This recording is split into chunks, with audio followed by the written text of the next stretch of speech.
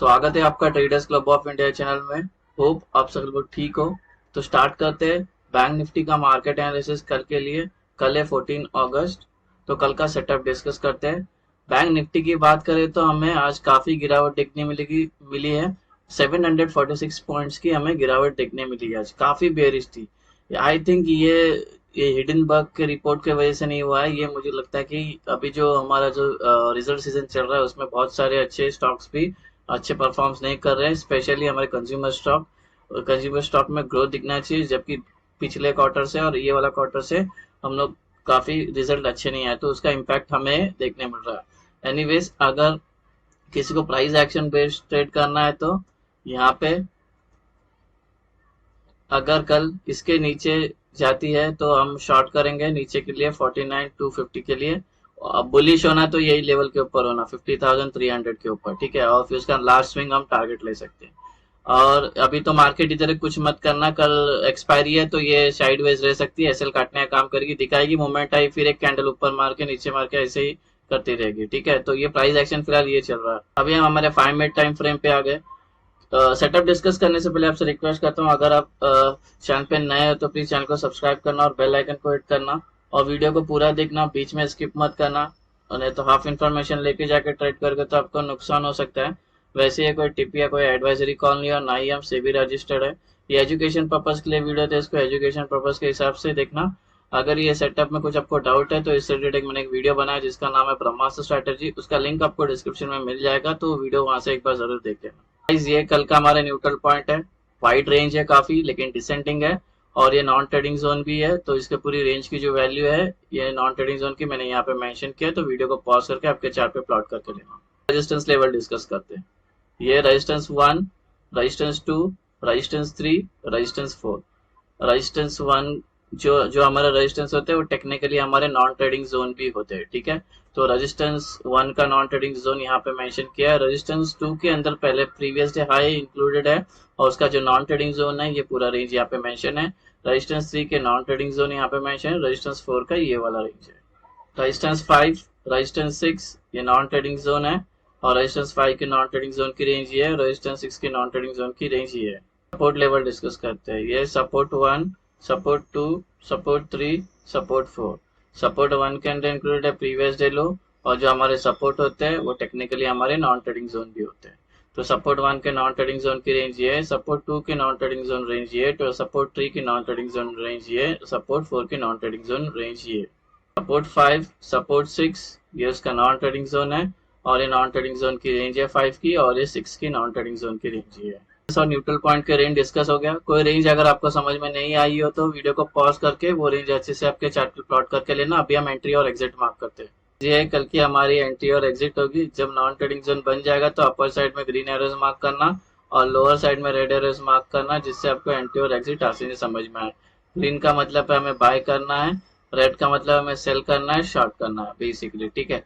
अब इस सेटअप के इसका और बैंक निफ्टी का दोनों भी सेम रूल है, वो दोनों रूल ध्यान से सुनना, उसके बिना हम ट्रेड में एंटर नहीं कर सकते। पहला जो रूल है ट्रेड में एंटर करने का, प्राइस को नॉन ट्रेडिंग जोन में होनी चाहिए।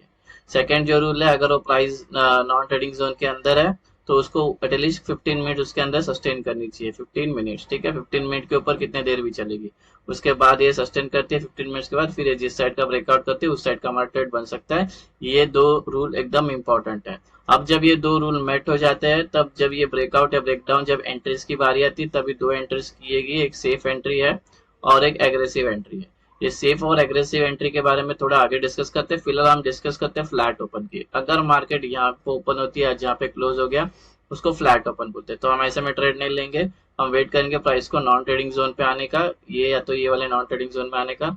उसके बाद इसी के अंदर ये सस्टेन करती है 15 मिनट्स या मोर देन 15 मिनट, जिससे हमारा रूल नंबर 1 और 2 दोनों मेट हो जाता है। फिर ये जिस साइड का ब्रेकआउट करते हैं उस साइड का हमारा ट्रेड बन सकता है। गैप अप प्राइस यहाँ पर है, सपोज ये गैप अप होती है यहाँ पे R1 में, तो ये टेक्निकली रूल नंबर 1 मेट हो जाएगी, और इसी के अंदर ये सस्टेन कर लेती है मोर देन 15 मिनट।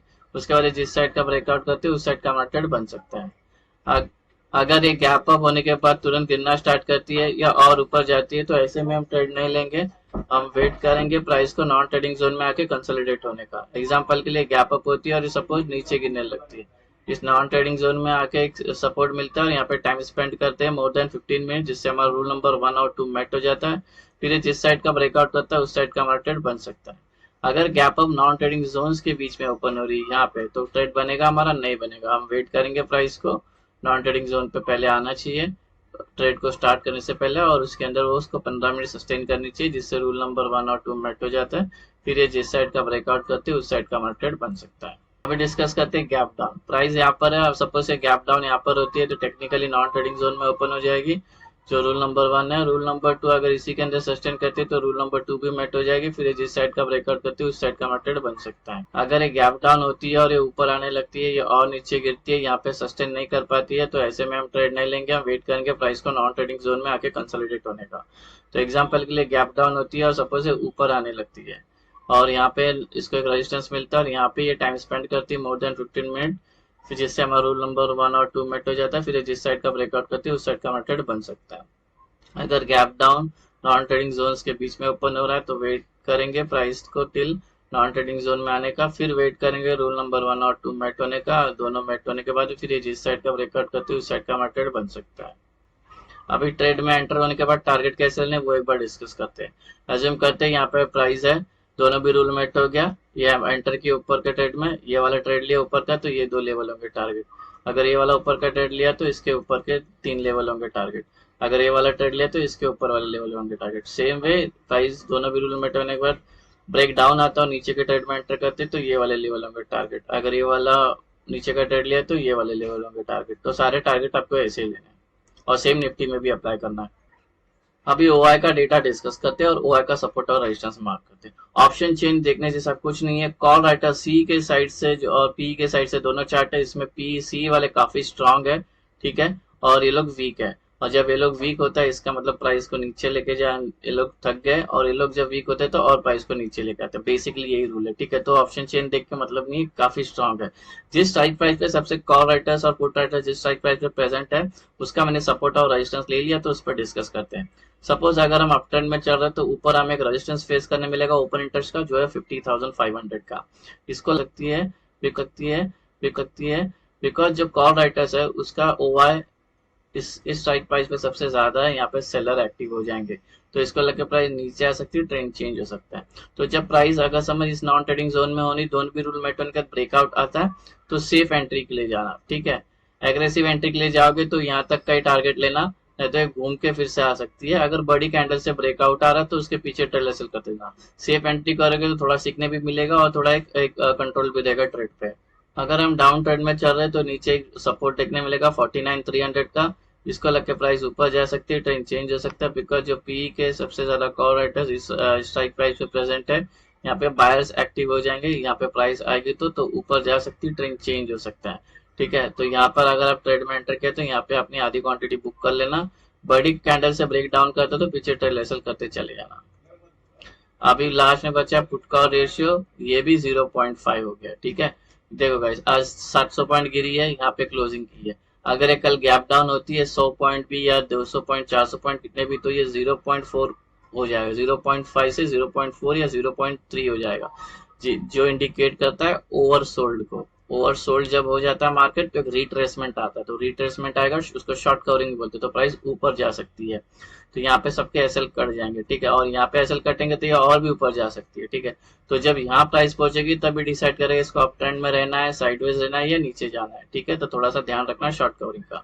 अभी लास्ट में बचा है सेफ एंट्री कैसे करते हैं और एग्रेसिव एंट्री कैसे। तो पहले सेफ एंट्री का डिस्कस करते हैं। अज्यूम करते हैं कि प्राइस इसके अंदर है, दोनों भी रूल मेट हो गया, ब्रेकआउट आया, तो ब्रेकआउट वाली कैंडल छोड़ के नेक्स्ट जो 3 कैंडल बननी चाहिए, तीनों भी ग्रीन चाहिए, साइज कोई भी चलेगा, उसके बाद जब एंटर करते हैं तो ये सेफ बुलिश एंट्री होगी। सेम वे दोनों भी रूल मेट होने के बाद ब्रेक डाउन आता है, तो ब्रेक डाउन वाली कैंडल छोड़ के नेक्स्ट जो 3 कैंडल बननी चाहिए वो बननी चाहिए रेड बननी चाहिए, साइज कोई भी चलेगा, उसके बाद जब एंटर करते हैं तो ये सेफ बेरिश एंट्री होगी। अभी एग्रेसिव एंट्री के बारे में डिस्कस करते हैं।